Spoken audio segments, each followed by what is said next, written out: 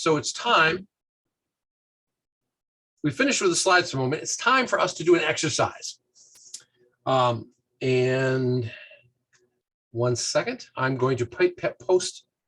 Oh, I need to exit that. Okay, here we go.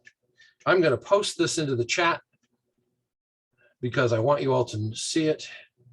I'm using a tool tonight called XMind.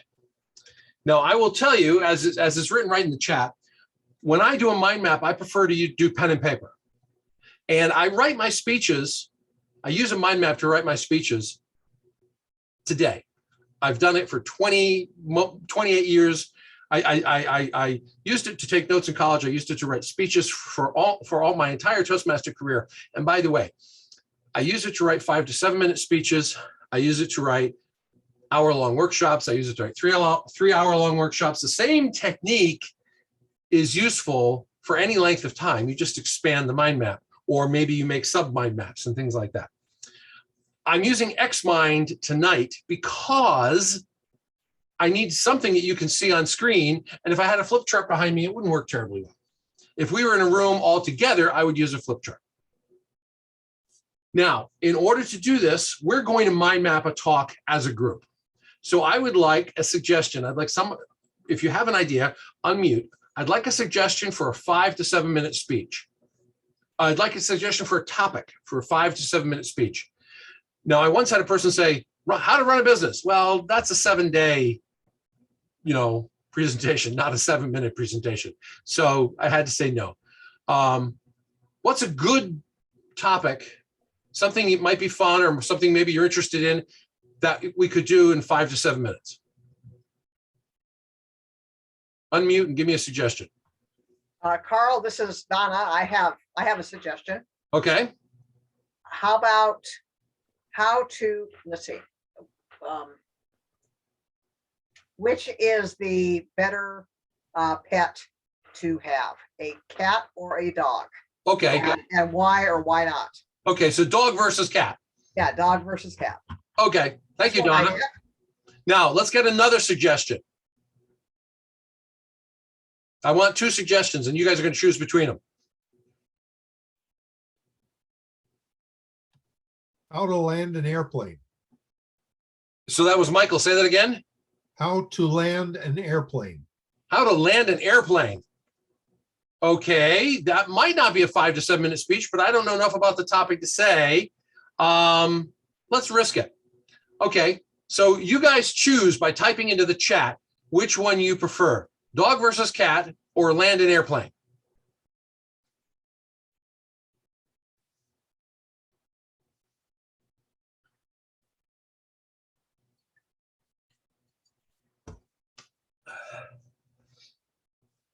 Dog versus cat is winning so far.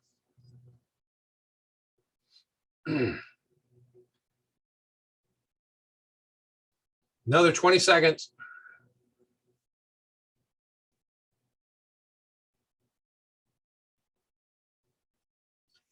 Okay, I think dog versus cat has won. So that's what we're going to mind map. Now, I am going to share my screen. And by the way, where's our timer? I can be a timer. Okay. If you know when I started, let me know when 40 minutes are up. Got it. Oh, okay.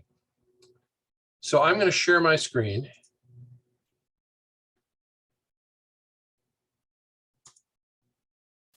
That helps if I click on the right place. And nope, I don't want that. I want this. Okay, this is XMind. It is a mind mapping tool. It is not the best mind mapping tool. It's not the worst mind mapping tool. There are probably a dozen mind mapping tools out there. You can use it for free for a while, which is why I have it. And it's fairly simple. I'm not going to say I recommend it. I'm just using it tonight. Now we have a central idea. And in this case, the central idea is dog versus cat.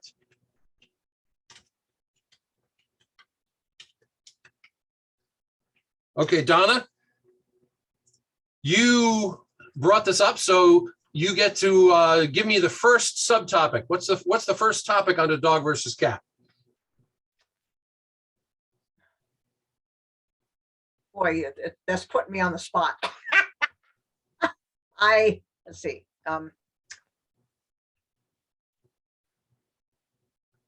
See, so maybe the first, let's see, so a criteria to Yes, help.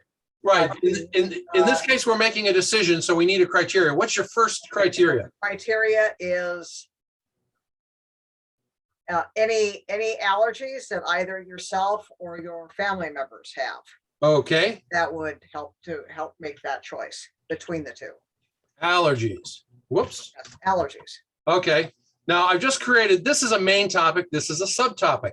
In this tool, I can just go over here and, oh, hey, now it's tied together. There's a relationship.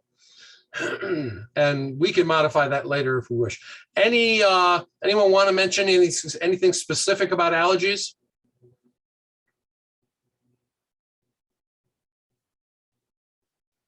Long hair versus short.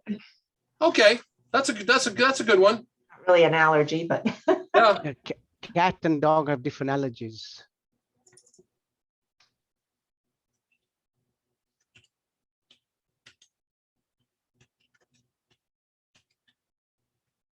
Okay, so we now have another one, and I tied it down there. So we have a main topic, subtopic, subtopic. Now, what's another criteria for making this decision about dogs versus cats? Wouldn't you use which? How much space? How much space do you have?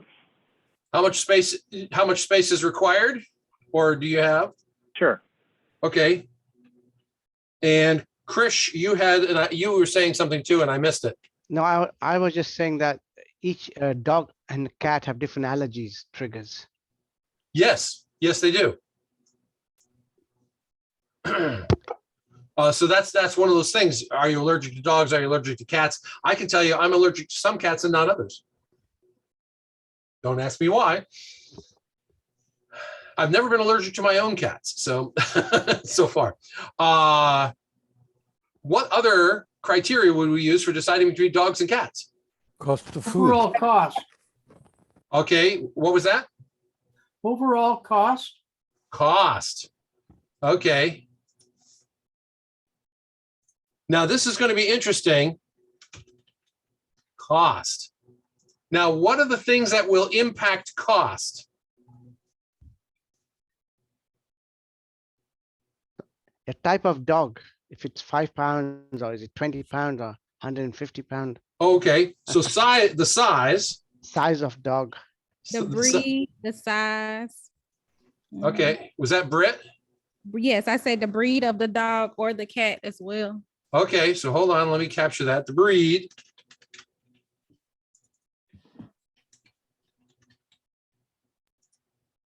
What else will affect? What else will affect it? The age of the animal at time of adoption, age.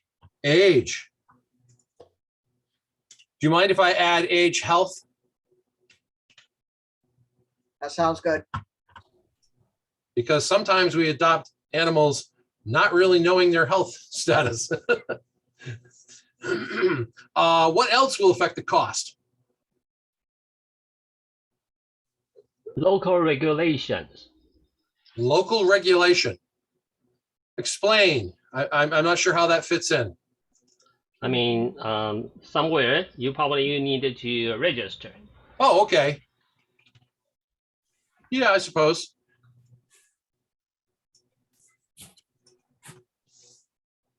Is there any cases of local regulation being particularly expensive that you want to mention? Here in the area I live in, it's kind of like $10, I think. Okay, so it's not too bad. Mhm. Well, you're probably registering a house cat or a dog, not a Bengal tiger. Right. Just got a postcard from King County that says if I don't register, I'll be paying a $75 fine. Okay, okay.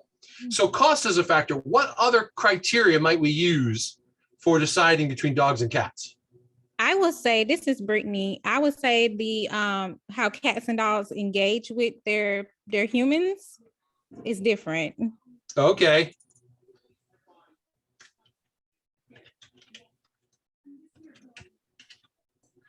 Yes, it is. As a person who's had dogs and cats, yes, it is. Do you want to say anything more about that? Any subtopics there? From my experience, I only have a dog. I have a miniature schnauzer. He's excited when we come in. He likes to lay at our feet. He's very engaging. He's very involved with the children. Versus cats, sometimes they just do their own thing. They're more independent. They just mind their business. Okay. I'm going to put in here, you said something that made me think, good with children might be an important criteria. Now, another thing might be good with other pets. Yeah. Whoops, didn't want that there. I want to hear. Okay. Anyone want to make any other comments on engaging with humans? Yeah, I have to walk my dog, but I don't walk my cat. Ah, okay. So what would you put that under? Exercise?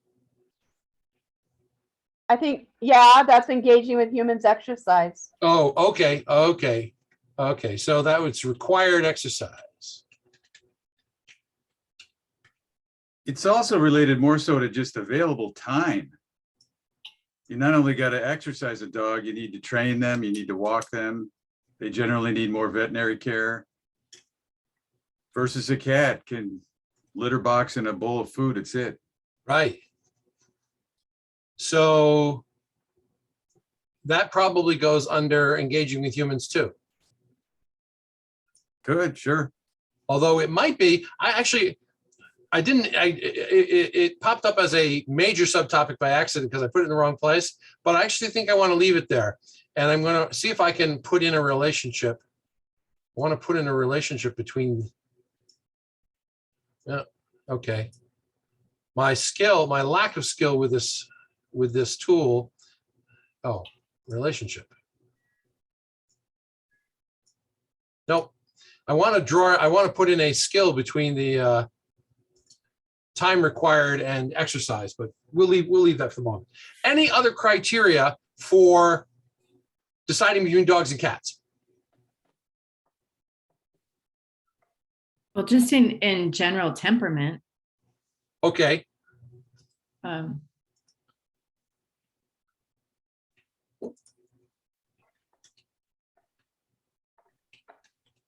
Now, temperament, is that part of engaging with humans?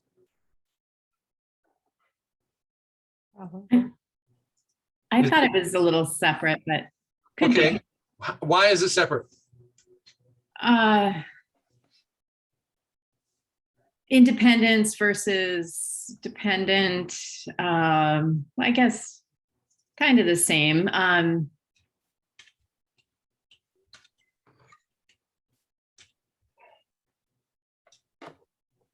Okay. To me, Carl, it does require a separate main component, because I mean, to me, when I heard temperament, I'm thinking temperament both of the human and of the animal. And Sure. Yeah. Quite a dynamic there. Okay. Okay. I think we've got a good start here. This would certainly be a 5 to 7 minute speech. We could add to it probably for another 15 minutes. It's a good start. Now, how do we turn this into a talk? I mean, this is a brainstorm of a subject. How do we turn it into a talk? Well, I want to walk you through my process, and it's in the handout, and then we'll come back and do it. Okay. So I'm not going to stop sharing. I'm going to go back over to the slides.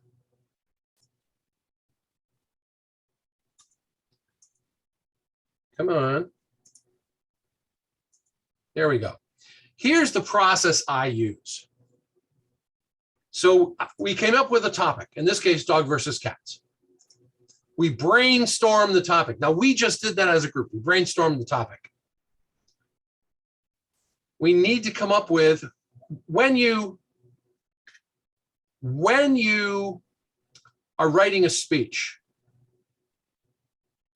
where do you start? Beginning. No. The end. You start at the end. You start with the close. Think of it as planning a trip. You know where you are. If you're going to plan a trip, your first thought is, where am I going? You know, if I want to get to Orlando, Florida, if I want to go to Disneyland, I need to think, where is it? It's either in LA or it's in Orlando, Florida. That's where I'm going. I'm going to plan the trip, the route, everything else. Speech is the same way. You need to know where you're going. So you've chosen a topic. You did a rough brainstorm. You need to figure out your close. Now, this is how I figure out my close. What do I want people to do differently tomorrow than they're doing today? What is the desired change?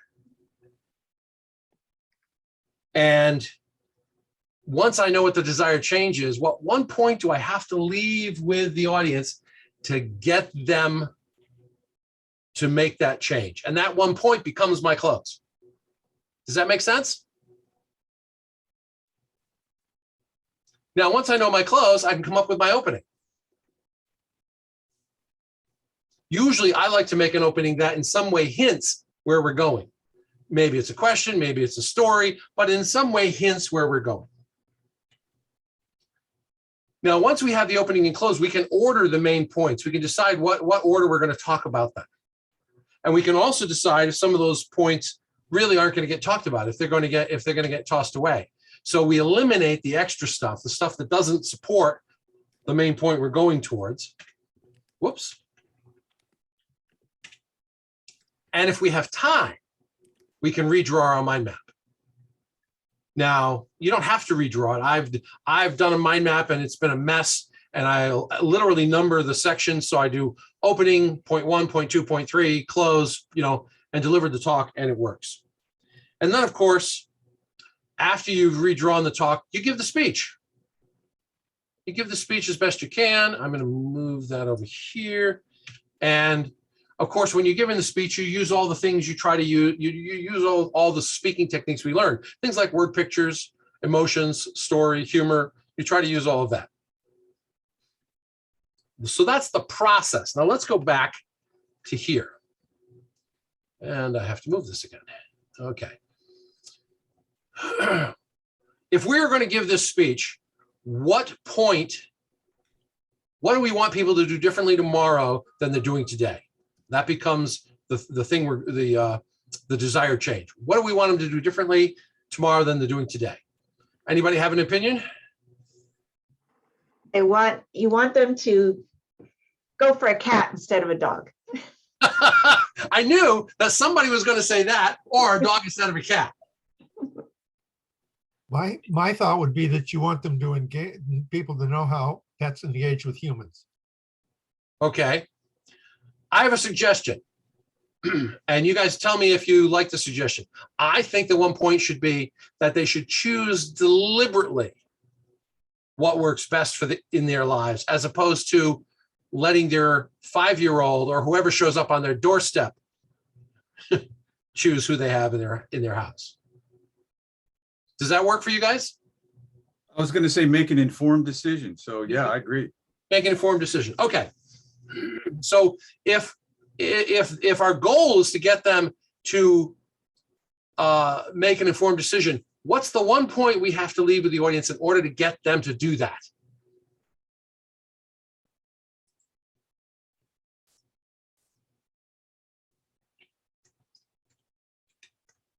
Well, we have to conclude which one is better. You mean whether dog or cat is better? That's correct, yes. They have to understand the consequences of making a poor decision. And what are the consequences? They're not happy with the pet they have, or the pet's not happy because they chose the wrong pet. Okay, I'm going to rewrite that with your permission. I want to write it as unhappy house for the life of the pet. Sounds good. And actually, I made a mistake here. I said opening. That's my close. That's my close. Unhappy. So, and can I move this?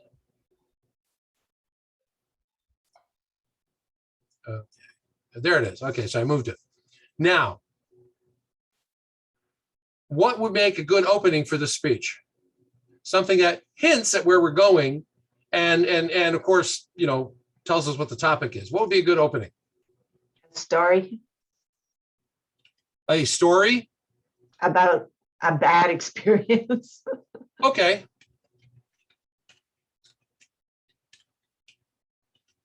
Okay, that's an excellent opening. I actually start a lot of my speeches with stories. Now I'm going to come over here and this tool has a few things. Oh, there it is, the icon. Okay. If we're going to talk about this, our opening is going to be bad experience. What's the first, which of the criteria that we're going to talk about would be the first thing we're going to talk about? Which is the most important in terms of having a happy household?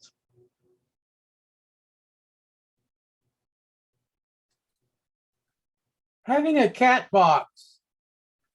Having a what? Cat box. Having a cat box. Well, that's not up here. So one of the things we did not talk about is cleanliness or cleaning up after them, which we can add. For me, the most important thing would be temperament. Okay.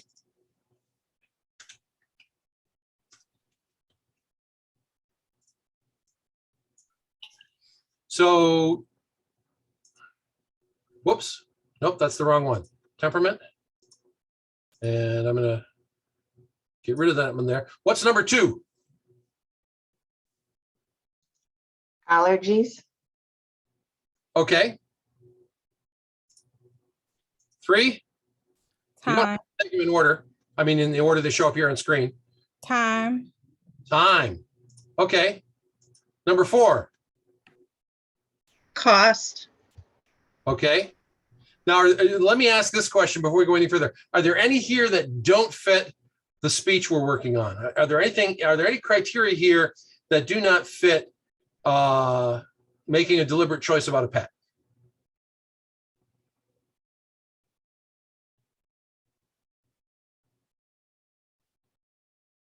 Honestly, I hate to say this, the only one that seems a little extraneous is temperament. You're probably going to get a puppy or a kitten. You don't have any idea what their temperament's going to be.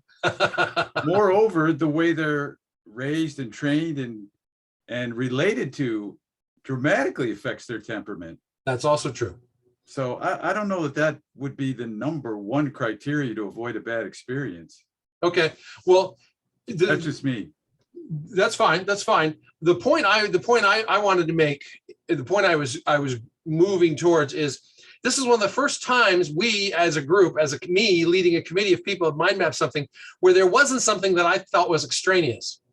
Everything here, I think, actually fits in the talk. Now you might not have time in a 5 to 7 minute speech to cover it all, but everything I think fits in here because might be part of the decision. So with your permission, I'm going to quickly number the rest of these. So I'm going to say that engaging with humans is 5, space required is 6, and cleaning up is 7. So that's that. I just chose it because that's the order I would cover them in. Now, Mr. Timer, where are we? Another 10 minutes. Okay. So I'm going to stop sharing.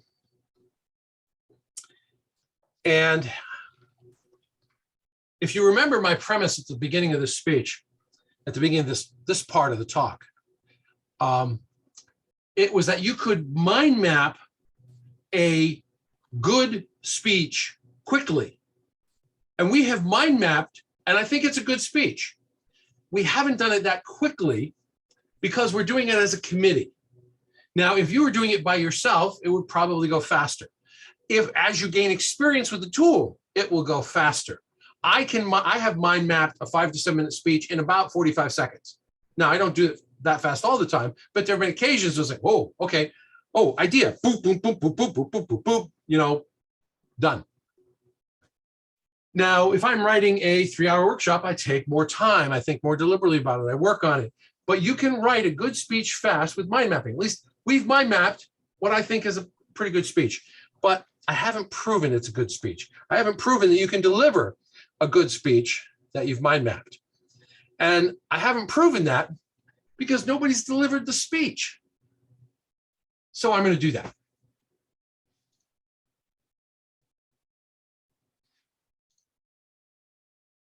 He showed up outside the door of my house in February. And he was a happy-go-lucky cat, big Maine Coon. And he saw, we had 2 cats, and he saw them coming in and out through the cat door. And he went, oh, I guess I'll go. And he went in through the cat door. He came into the house, invited himself in, said, hey, how you doing? Oh, food, I'll eat that food. And he was friendly. He liked being petted. He didn't mind when I picked him up and carried him outside. And, you know, it was okay. But he came back 2 days later to visit. Now, he was an unfixed male cat, Maine Coon. And we had fixed female cats, one of whom was ancient. And I think he was enamored of the ladies, but they wanted nothing to do with him. And we put a collar on his neck with a little thing that said, a little bauble with a note that said, is this your cat? And if he is, you know, he's coming to visit us, and can we have your phone number so we can tell you? Anyway, a week later, he shows up and he still has the collar on, and I pull it off, and sure enough, we find out the cat's name is Biff. He belongs to some people who live 7 blocks away. Wow, 7 blocks. And he's got a wide range. We called him and said, hey, your cat's here, you know. And he left after a little while. We didn't see him for a while. A year goes by. It's February again. And Biff shows up on our doorstep, looking a lot thinner, a lot more bedraggled, wet, and unhappy.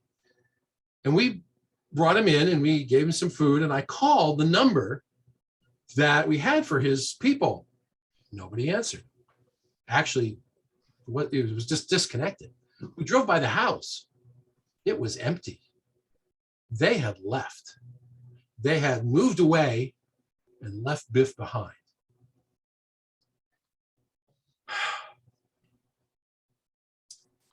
We adopted Biff.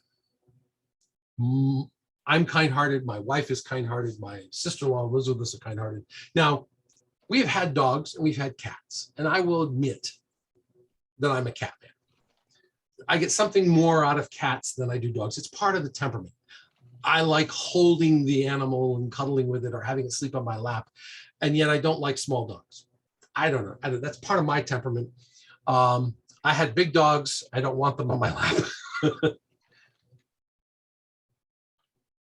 We adopted Biff, and we did not think about it.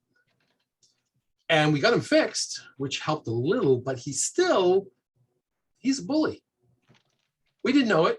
He's a bully. He likes to throw his weight around. He likes to he likes to terrorize the other cats from time to time. He likes to go out and terrorize the neighbor's cats from time to time. He's a good hunter. He likes to catch the rats and the mice in the neighborhood, but he's a bully. And he's a bully who's going to be with us for a long, long time. Because my wife and my sister-in-law grew up with the idea that once they're a member of the family, they're always a member of the family. Now, what are some of the options we could have done? How else could we have looked at this decision? Well, I knew my temperament was cats. So if it was a dog, I would have taken the dog to a shelter or found somebody to adopt it. If it was a Siamese cat, I wouldn't have kept it because I'm really allergic to Siamese cats. There are other cats I'm not allergic to. I'm not allergic to any of the cats I have here. I'm not allergic to Biff the Maine Coon, but Siamese cats, can't have them. What about time? Well, Bifford doesn't require a lot of time, which is good. He takes care of himself. He sleeps, he goes out and hunts. He likes to chase the birds and the mice. So he takes care of his own exercise requirements. If I had a dog would want me to take him out and exercise him. I used to do that with my dogs. I used to take them out and exercise them. It was good for me. It was good for them. I don't have the time right now. I hope to have more time later. Now, in terms of engaging with humans, dogs are excellent for engaging with humans. Most dogs, not all dogs, are good for engaging with children. I've seen most dogs engage well with other pets, including cats. I can't say the same thing for cats. Cats don't deal with new pets in the house very easily, including other cats. They tend to hold grudges and get pissed off and run and hide. And even over time, it may not get better. So I think dogs deal with it in a more mature way. Now, what about cost? Well, I'm not a believer in purebreds. I'm just not. Purebred is another word for inbreeding, and you tend to get medical problems. You tend to get personality problems. I love mutts, mutt cats, mutt dogs. I tend to like them small. I thought I wanted a Maine Coon. Now I have a 20-pound Biff, and yeah, I like them small. Never had a problem with regulation. I will say you need to know about the animal's health. All of our cats are rescues. And Kismet is edging up on a diabetes problem. And we would have adopted her anyway, because we've had her for 8 years. I mean, but I wish we'd known about some of her issues when we adopted her. It would have been helpful. Now, space. Dogs take up more space. Cats take up less space, unless you have 3 cats, in which case that they need a little room from each other. They need more litter boxes. They need places where they can get away from each other. And then there's the cleaning up. Now you can either clean up your litter box for a cat, or clean up your yard for a dog, or follow your dog around with a plastic bag on your hand for your dog. Whatever works for you.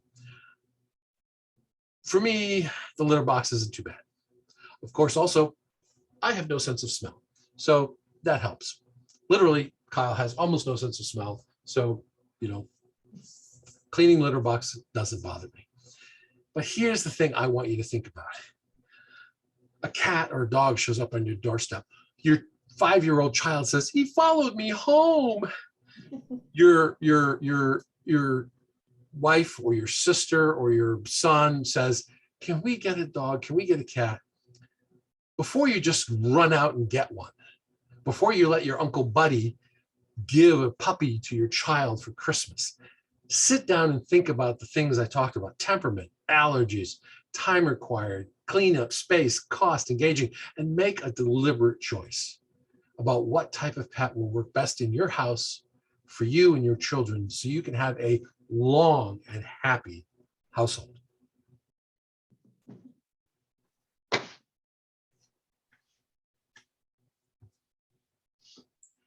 So I just delivered that speech. I hope it was good.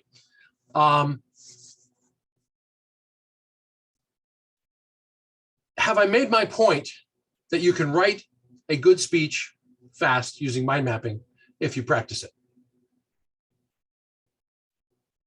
Let's give you a chance. Now we have 21 people here. So I'm going to have our Zoom master put us into breakout rooms. And here's what I'd like you to do.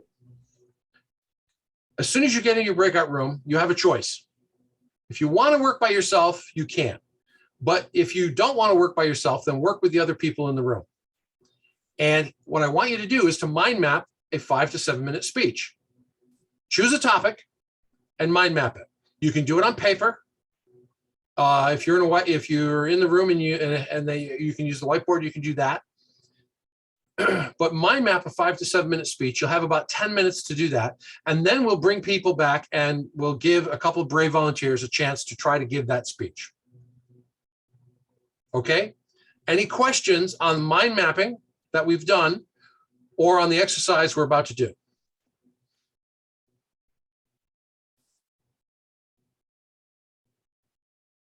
Carl, this is Donna. Yep. So I wanted to ask about your process. One question I had on your process Sure. is you had I don't remember what kind or color of line that you had that kind of shows dependencies between, I know there was one part of our specific example Yep. that you had indicated that there might be a relationship Sure. or a dependency with. Yep. And could you clarify those points a little bit further as far as how you do that, how you pick Okay, them? so let me tell you how I use lines, and this is how I use lines when I'm doing pen and paper. And unfortunately, your tool may limit you, and Xmind limits me a little bit. But when I'm doing pen and paper, there's a link, there's a relationship between this thought and that thought. Cats and allergies, there's a line. Is it a strong relationship or is it a weak relationship? Is it just an average? If it's weak, I usually dot the line. If it's strong, I may go over it, or you may use a marker and make a heavy line. Is it a relationship that goes one way or goes the other way and goes back and forth? You might think about, if we were talking about financial stuff, savings and investing, there'd probably be a back and forth relationship between savings and investing. The thing you need to do is use what works for you.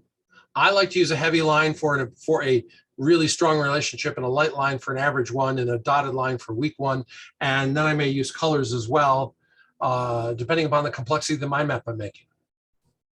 But do what works for you. Nobody else is going to look at your mind map and understand it, because it's a visual representation of the ideas in your head. Okay, Carl, just one more clarification point on that. Okay. So what if you're talking about nodes, I'm going to call them nodes, or Yes. points that are far out from the central theme or Sure. topic of the mind map? Sure. Right, so if we're talking about far out nodes, say we're talking about two nodes that are far out, and there's some sort of relationship that you want to draw between them. I understand that you pick your own method of doing Yep. that, but Yep. then how do you, for those far out nodes, how do you then, whenever you're creating your speech, how do you bring that relationship to bear? What kind of methodology do you recommend to us? Okay, so let me see if I can answer your question, but I'm going to share my screen again and bring up Xmind. So give me a second here. So let's assume, I need to move that. Let's assume we're talking about out here, like required exercise. So we could list types of exercise, and I'm not going to do it, but we could make list a whole bunch of types of exercise. And then we could talk about, hey, some of these exercises are good with children. Children can do some of that, and the dogs could exercise with the children. Get them out in the field running together, something like that.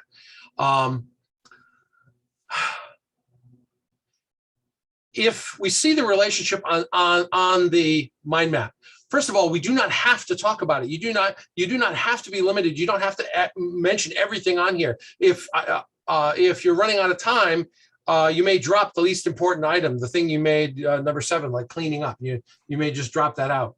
You do not have to talk about everything on here. But if you want to, if you think it's important, so when you're talking about exercising your dog, you may list 5 or 6 different types of things, and then say, and by the way, these are things that I had my kids do. So that meant the kids were engaged in the process, and they got, the dogs were good for the kids. The dogs were good with the kids. They were also good for the kids because they were learning, and they were helping with the dog's exercise. Does that make sense?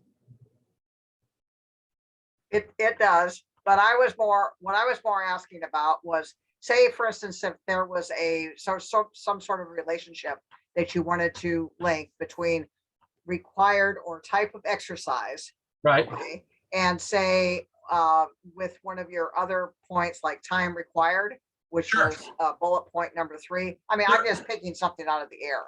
That's That's the type of linking that I was referring to. Sure. Okay, so that's all. Well, and in this case, in the way I delivered this, I talked about time required, I believe, before I talked about engaging with humans. And if I had gone into any detail at all with type of exercise, I could have referenced back, oh, you know, taking a dog for a walk twice a day, that's time. You know, sitting down and playing with a feather with a cat, that's time, but not as much.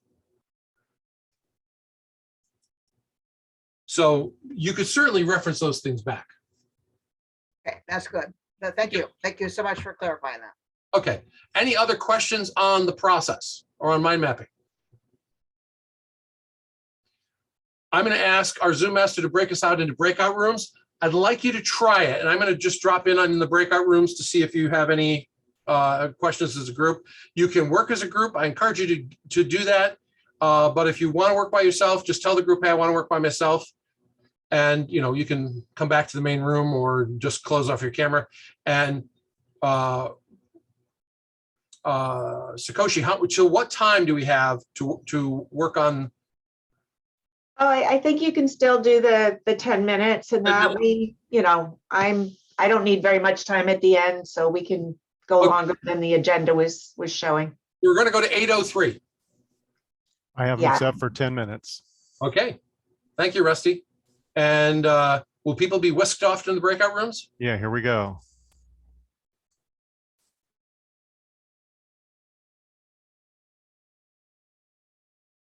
Okay.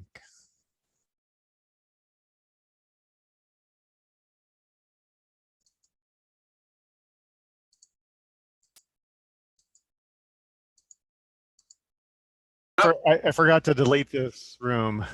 So I should have deleted this. I kept us out, and then I'm going to go back and bring you guys back. And then if you want to go visit, or maybe Scotia can go into, there was one room that got down to 2 people. Okay. You want to do? Yeah. I'm going to leave the breakout room and go start visiting others. Cool. And does Rusty need to do that, or you know how to? Can you, do you have If permission it's to do that? enabled, I can do it myself, but You can make him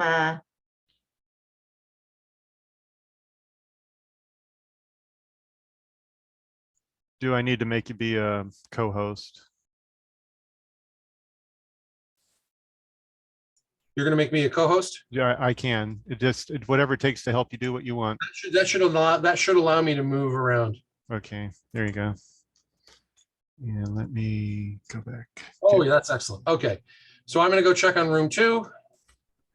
Let me try to get Scotia over there.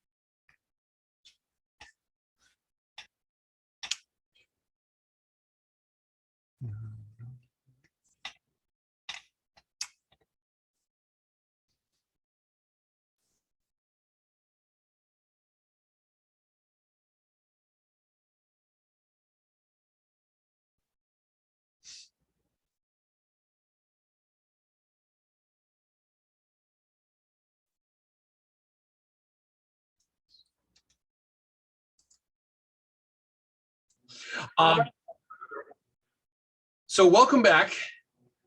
We have time for 2 or maybe 3 people to give a speech, and I'm gonna say, try to make it 4 to 5 minutes rather than the, 5 to 7 minutes long. Shoot for 4 to 5 minutes, because we'd like to get 3 people in before we have to close tonight. So who would like to go first?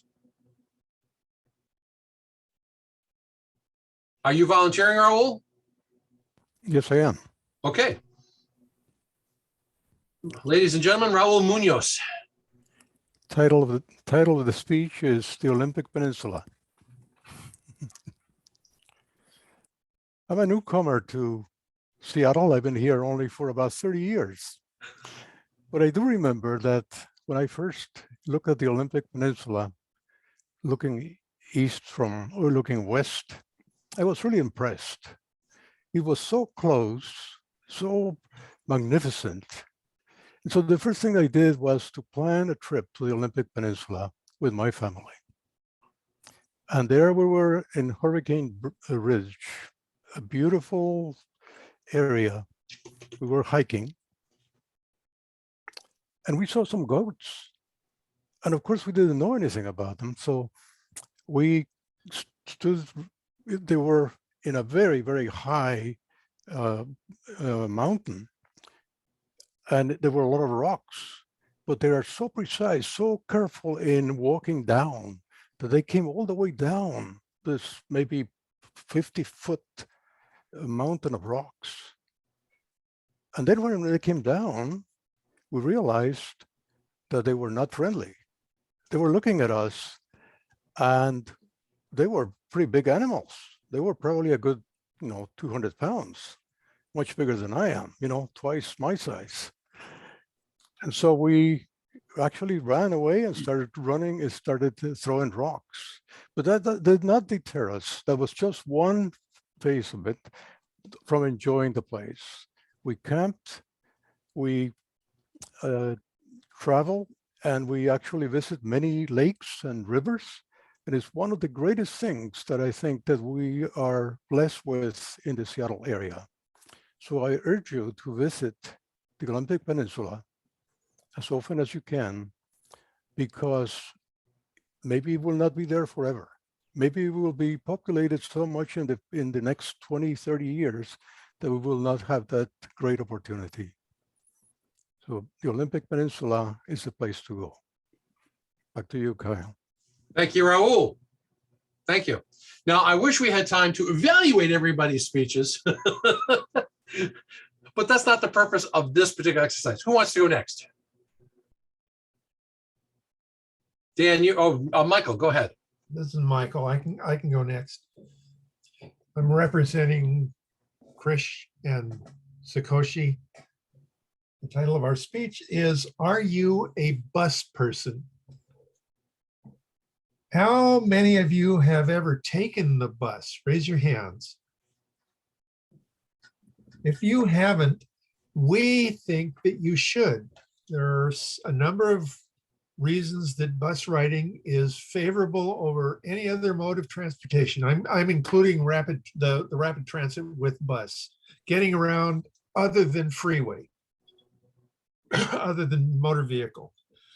Part of that is because it's just too damn expensive. Excuse my language, too darn expensive downtown. We talked about the fact that in some parts of Seattle, you're going to pay upwards of $300 a month for a safe place where you can park every day. Well, I don't go to Seattle every day, and I can't afford $300 a month. In fact, I'm not even sure I could afford $6 every 2 hours to go down and park in Seattle. Not to mention the fact that you have to do what they call in Chicago, feed the meter. You have to go back every 2 hours and add more coins to your parking meter. So that's one of the things that we have to take in mind is the expenses. Then there's the convenience. How many of you like to be stuck in traffic? And there are times when you actually are stuck in traffic. Me, not so much. No, I'm not going to raise my hand. I like getting on the bus at the Redmond Park and Ride, getting off the bus at Frederick and Nelson's downtown. Now, there are other places where it may not be quite that convenient, but there's still something to be said for not having to drive yourself behind the wheel in a motor vehicle. There's something to be said for having somebody else managing a 6-wheel vehicle, 8-wheel vehicle, 10-wheel vehicle down the road, dodging those other cars that are doing it themselves. Then there's the environmental impact. We have 45 passenger buses in this area. My car will seat 4. So even if I commuted with 3 other people in my car, I'm still not saving the same amount of money that the 35, 45 of us on the bus are saving. And it's really a blessing to me to be able to think about the environment. Passing traffic speeds are the same, but that's not essential. Another thing that we like to think about is on the bus, you can read a book, you can study, you can sleep, you can converse with people, make friends. I remember out by Moses Lake, I passed a car on the freeway going east where a lady had a newspaper open on her steering wheel. And I went, don't do that. And I don't want to do that myself. I would just as soon leave the reading to the bus and not have to think about it myself. Mr. Timer, how much time do I have? I think you're at 5. All right. Well, I hope that we've convinced you to give the whole bus thing a consideration. And if you do, we'll save you a seat on the bus. Thank you, Michael. And one last person. I'll do it. Okay, Dan, what's your title? The title is How to Equitably Assign and Manage Household Chores. So it's Saturday morning, and as you're wiping the sleep out of your eyes, you trudge downstairs and step on a Lego. Ugh. Go into the kitchen, there's a pile of dirty dishes in the sink, food left on the counter. And you realize the vacuum cleaner's sitting there gathering dust instead of sucking it up. When household chores aren't done efficiently and consistently, it's frustrating. And worst of all, it ends up making one or more people in the household responsible for more than their fair share, and that is stressful. That creates disharmony in the household. So I want to tell you a system that I think will help assign and manage the household chores you need to get done on a very equitable and very functional basis. So it starts with, you might say, your personnel. Who's in the family unit that's available to do chores? Obviously, if there's a 6-month-old infant, he or she's excluded. Everyone else then has to come together in a family meeting and look at a to-do list. And I would suggest making the to-do list the more important chores, not the yearly window washing or the seasonal clean out the gutters, but the basic things: doing the laundry, taking care of the dishes, putting away groceries, vacuuming up, putting away toys. And after that to-do list is created, however it applies to your household, then have the members of the family unit go around and choose different chores, the way you choose players when you have a pickup basketball game out on the playground. Then from there, the adults in the room get to make some adjustments if necessary. I feel it's important to let younger kids especially take on a chore that you may wonder, are they going to be able to do this? Let them try. But in some cases, adults retain veto power. Then you decide on a timeline. Is this going to be a weekly schedule, bi-weekly, monthly? How often are you going to go back and take that final step, which is getting feedback, evaluating how well it's working, being honest about who's pulling their weight and who's falling short and where you might need to make adjustments? Then put your plan in place, and whether it's weekly, bi-weekly, or monthly, reconvene, reevaluate, revamp if necessary, rinse and repeat. And I promise you, you will wake up on Saturday morning in much better spirits because your house will be relatively clean, orderly, and everyone will be happier for it. Thank you. Thank you, Dan. Thank you, Michael. Thank you, Raul. Thank you, everybody who worked on those speeches. My contention is that you can write a good speech fast with mind mapping, and I've done it for myself over and over again. One of the people in one of the meetings said that they tended to cogitate, they tended to think about their topics a lot. And then finally, when they sat down to write it, the writing went faster. I've done that myself, but what I find is I spend a lot of time going over the same material in my head and sometimes going off in odd directions. And I find that I can get it done faster if I get it on paper. So I might spend a little bit of time trying to decide on the topic, but once I know the topic, I put it on paper and I start looking for what is the change I want to make in the audience in relation to this topic. I brainstorm some points and my stories in relation to the topic. What's the change I want to make in the audience? What's my close? And I start mind mapping it. So I hope this technique will work for you. Take it home, try it, share it with your club members. I have people ask, hey, can I give the handout to people? Go ahead, give them the handout. I'd appreciate it if you'd leave my contact information on the bottom so that they know who to call if they have questions. Dan, do you have a question? You have your hand up? I just wanted to say, as a validation of everything you said, I mapped out that speech from the time you told us to go to the breakout room till we showed up in the breakout room. So that's proof that you can use this system exactly as you said in a matter of minutes. Thank you, with a Dan. halfway decent speech. So thank you so much for sharing this. And I'll just add my vote of thanks and endorsement. It works. Well, and I thought Raul and you and Michael all gave pretty good examples of, the kind of speech you might give in a club, a 5 to 7 minute, what would ultimately be a 5 to 7 minute speech. And, and of course you could develop it even further, but those were all decent examples of a speech. So well done. Are there any other questions before I hand control back to Sakoshi? I will say I would like feedback. I crave feedback. I want your feedback on this particular workshop. There is a link in the chat.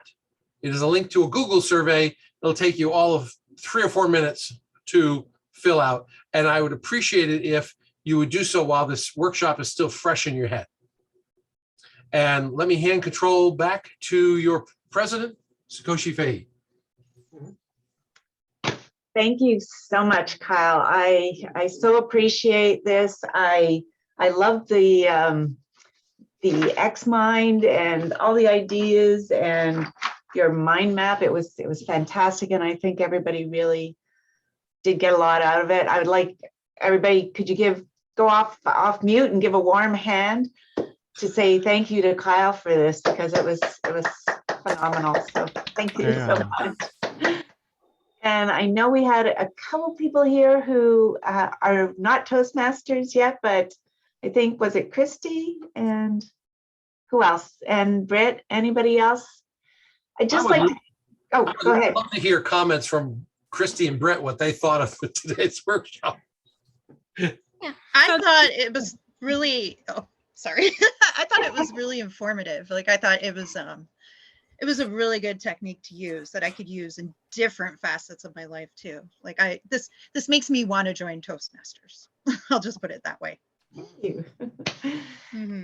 So just some feedback from myself. So I appreciate the informative training, Kyle. It did give me a different outlook on how to create a speech on the whim, because sometimes you're in those situations like on a job or at an event and they want you to speak about something you're subject matter expert on, but you gave me a way to just bring all those ideas into place and to use it in a practical way to verbalize it. So thank you for sharing these skills with us. Thank you both, Christy and Brett. And I hope you'll come to our next meeting too. It'll be a more regular meeting with speeches and evaluations and table topics, but we do try and feature a guest speaker now every month. And we've got Rebecca Murray coming up in June. Ooh, she's good. So, yeah. You really need to see what a normal Toastmasters meeting is like, because while this was fun, a normal Toastmasters meeting involves everybody. Yeah. So, and let's see, with that, Kyle, I don't know if you want to also add your contact email into the chat. I know you've got it on the form, but also just in case. Sure.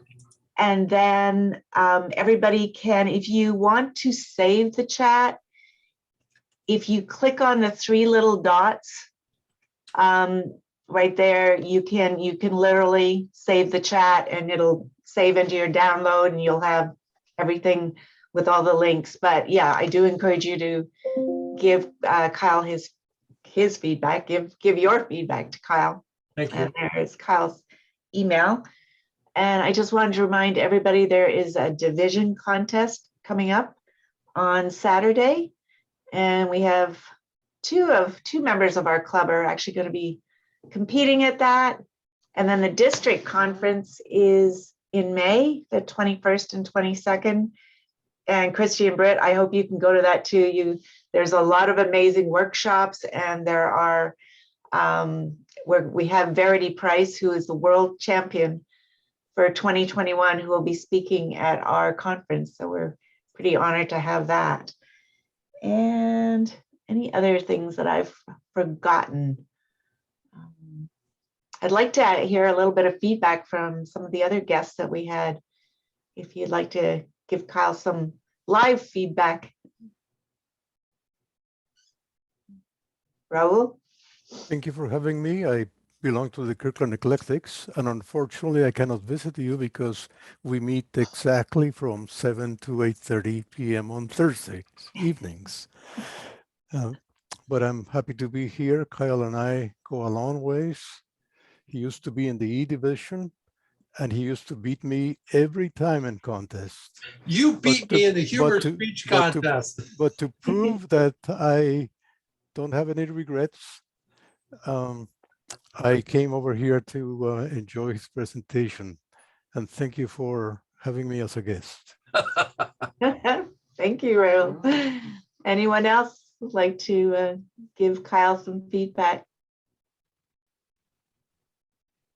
All right, well, I'm going to share our agenda for next week, as we usually go over our agenda. And that'll only take a minute if I get it up the right way, because that's my challenge every time. By the way, Raul invited you to check out the Olympic Peninsula. I live in Sequim on the north side of the Olympic Peninsula. So if you happen to be over here on a Tuesday night, the Sequim Club meets at 7 o'clock. I have always wanted to go to Sequim. My daughter-in-law was supposed to get a job there years ago, and I thought, well, this will be great. I can go visit, but she took another job. So, all right. So I'm going to share the screen here, if I get this right, and you guys can see what a normal meeting looks like. Can everybody see the screen? Yeah. Okay. So as you can see, we've got we have an invocator. We have a Toastmaster who hosts the whole meeting. We also have a grammarian who watches for ums and ahs and also introduces a word of the day to be used. And we have an official timer. We have someone who evaluates the whole meeting from stem to stern. And then we have the topic master who does introduces topics for impromptu speaking, and guests are welcome to participate in that. And then we usually have speakers and evaluators. So I think we've got 3 speakers. They haven't filled in their information yet. And then at the very end of the evening, we have a joke master. So we're missing a joke master too. Anyway, that's what a sort of a bit of a normal meeting looks like. And I welcome everybody to hang out after the meeting. If you just want to chat or ask questions, we're here. Oshi? Yes. Britt put a question in about when and where Pace Setters meets. And are you just virtual? Right now we are doing virtual. Rusty, our sergeant at arms, is looking for a place to have a meeting. The place we used to have the meeting was a retirement home, and of course they're naturally reluctant to let people in. We were hoping to get in at the PUD, but they are still not open. A lot of places are still not open. So as soon as we can do hybrid meetings, we will.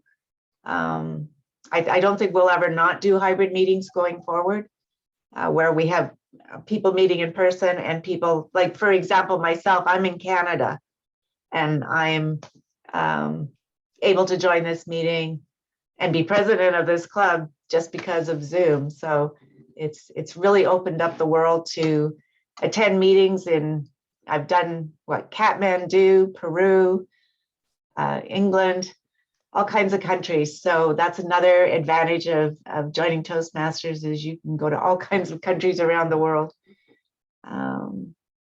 Anyway, yes. So we meet on Thursday nights at 7 p.m.